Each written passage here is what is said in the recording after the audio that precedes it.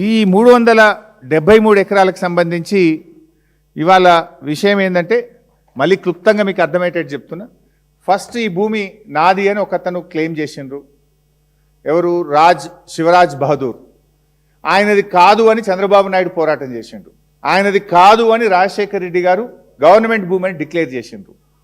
ఆ తర్వాత వాళ్ళు హైకోర్టు సుప్రీంకోర్టుకు పోయి ఈ భూమి శివరాజ్ బహదూర్దని సుప్రీంకోర్టులో ఆర్డర్ తెచ్చుకున్నారు.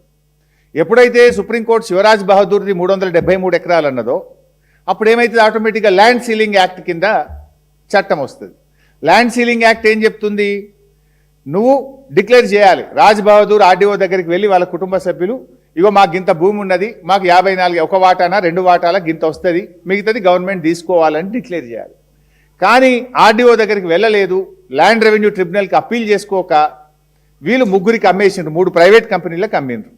ఆ 3 ప్రైవేట్ కంపెనీలు ఆర్డీఓ దగ్గరికి పోతే ఆర్డీఓ ఏం చేసిండు? ఆ రోజు ఈ భూమి అమ్మడం నేరము, ల్యాండ్ సీలింగ్ యాక్ట్ భూమి అమ్మడానికి అనుమతించదు, ఈ భూమి తప్పుడుగా అమ్మింది కనుక ఇది గవర్నమెంట్ భూమి, ప్రొహిబిటెడ్ ల్యాండ్లో పెడుతున్నాము అని చెప్పి అప్పటి ఆర్డీఓ కందుకూర్ ప్రొహిబిటెడ్ లిస్ట్లో పెట్టినారు. ఆ రోజు నుంచి ఇవాళ భూభారతి ఓపెన్ చేస్తే కూడా అది గవర్నమెంట్ ల్యాండ్ అని ఇవాళ రికార్డులో కూడా ఉన్నది. తర్వాత ఆర్డీఓ రిజెక్షన్ మీద హైకోర్టు సింగిల్ బెంచ్ ఆర్డీఓ నిర్ణయం కరెక్ట్ అన్నది, హైకోర్టు డివిజన్ బెంచ్ ఆర్డీఓ నిర్ణయం కరెక్ట్ అన్నది. దాని మీద సుప్రీంకోర్టుకు పోతే ఈ నిమిషానికి సుప్రీంకోర్టులో కేసు పెండింగ్లో ఉన్నది.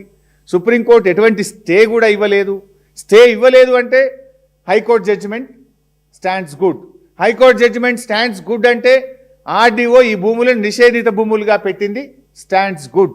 ఈ నిమిషానికి అది RDO is the custodian of the land, land belongs to government. కానీ అక్కడ ఏం జరుగుతుంది? అలా చుట్టూ ఫెన్సింగు, చుట్టూ బౌన్సర్లు, ఆడ రోజుకొక బోర్డు వెలుస్తూ ఉంది. ఆ బోర్డుల సంగతి చెప్తా. ఇది land belongs to so and so అంటుంది. ఎట్లయితుంది అది?